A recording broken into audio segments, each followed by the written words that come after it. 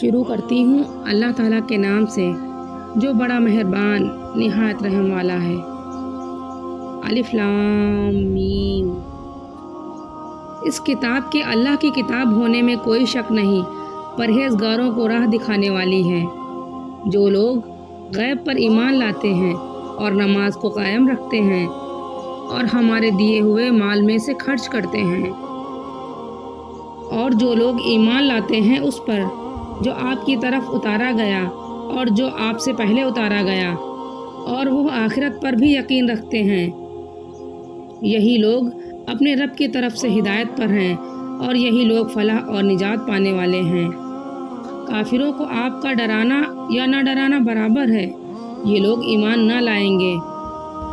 اللہ تعالیٰ نے ان کے دلوں پر اور ان کے کانوں پر مہر کر دی ہے اور ان کی آنکھوں پر پردہ ہے اور ان کے لیے بڑا عذاب ہے۔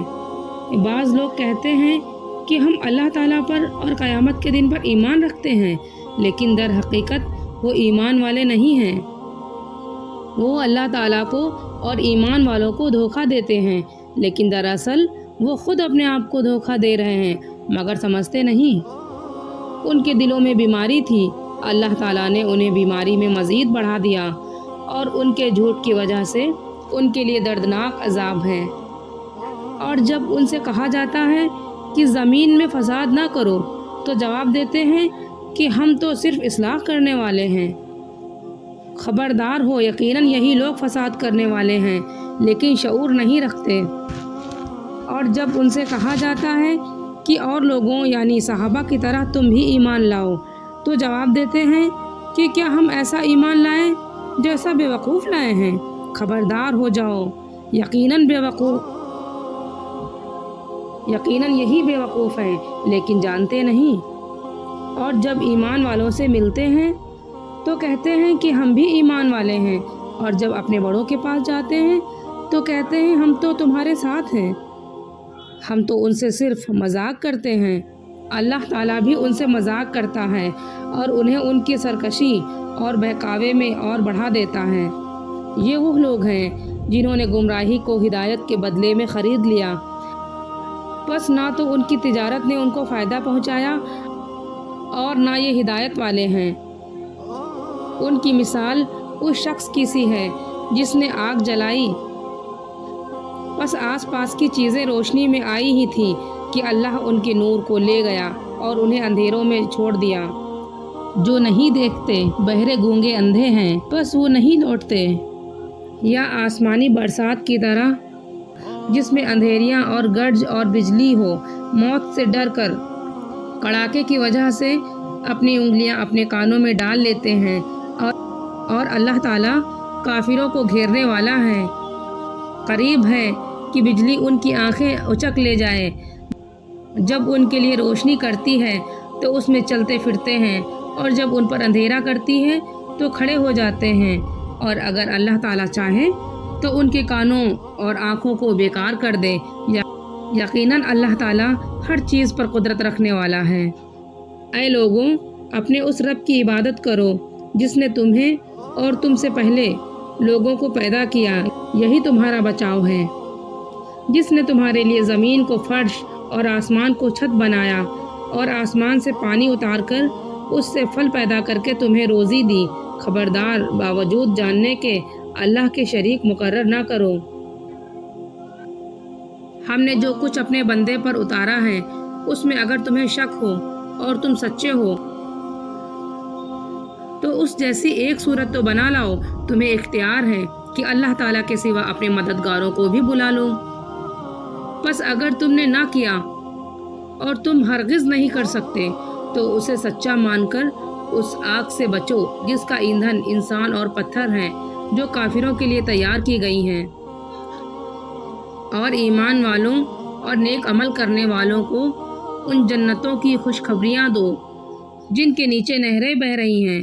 جب کبھی وہ پھلوں کا رزق دیے جائیں گے اور ہم شکل لائے جائیں گے تو کہیں گے یہ وہی ہیں جو ہم اس سے پہلے دیے گئے تھے۔ اور ان کے لیے بیویاں ہیں صاف ستھری، اور وہ ان جنتوں میں ہمیشہ رہنے والے ہیں۔ یقیناً اللہ تعالیٰ کسی مثال کے بیان کرنے سے نہیں شرماتا، خواہ مچھر کی ہو یا اس سے بھی ہلکی چیز کی۔ ایمان والے تو اپنے رب کی جانب سے صحیح سمجھتے ہیں، اور کفار کہتے ہیں کہ اس مثال سے اللہ نے کیا مراد لی ہے۔ اس کے ذریعے بے ستر کو گمراہ کرتا ہے اور اکثر لوگوں کو راہ راست پر لاتا ہے، اور گمراہ تو صرف فاسقوں کو ہی کرتا ہے۔ جو لوگ اللہ تعالیٰ کے مضبوط عہد کو توڑ دیتے ہیں اور اللہ تعالیٰ نے جن چیزوں کے جوڑنے کا حکم دیا ہے انہیں کاٹتے ہیں اور زمین میں فساد پھیلاتے ہیں، یہی لوگ نقصان اٹھانے والے ہیں۔ تم اللہ کے ساتھ کیسے کفر کرتے ہو، حالانکہ تم مردہ تھے، اس نے تمہیں زندہ کیا، پھر تمہیں مار ڈالے گا، پھر زندہ کرے گا، پھر اسی کی طرف لوٹائے جاؤ گے۔ وہ اللہ جس نے تمہارے لیے زمین کی تمام چیزوں کو پیدا کیا، پھر آسمان کی طرف قصد کیا اور ان کو ٹھیک ٹھاک 7 آسمان بنایا، اور وہ ہر چیز کو جانتا ہے۔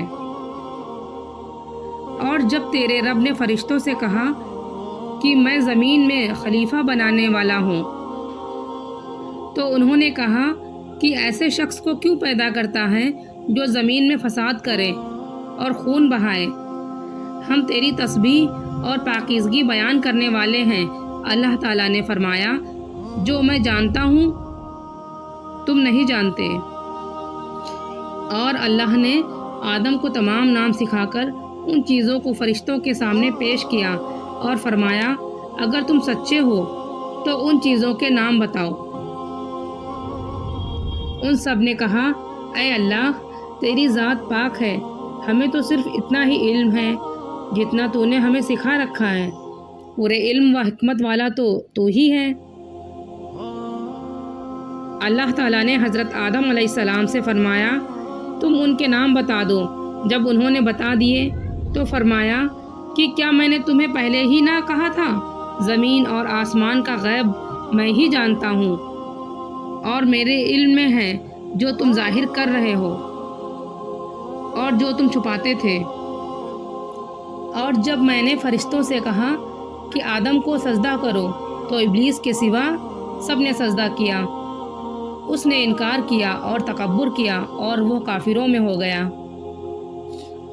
اور ہم نے کہہ دیا کہ اے آدم، تم اور تمہاری بیوی جنت میں رہو اور جہاں کہیں سے چاہو بفراغت کھاؤ پیو، لیکن اس درخت کے قریب بھی نہ جانا ورنہ ظالم ہو جاؤ گے۔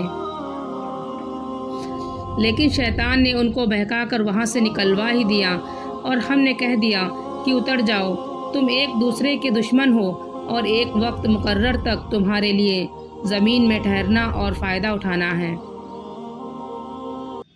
حضرت آدم علیہ السلام نے اپنے رب سے چند باتیں سیکھ لیں اور اللہ تعالیٰ نے ان کی توبہ قبول فرمائی۔ بے شک وہی توبہ قبول کرنے والا اور رحم کرنے والا ہے۔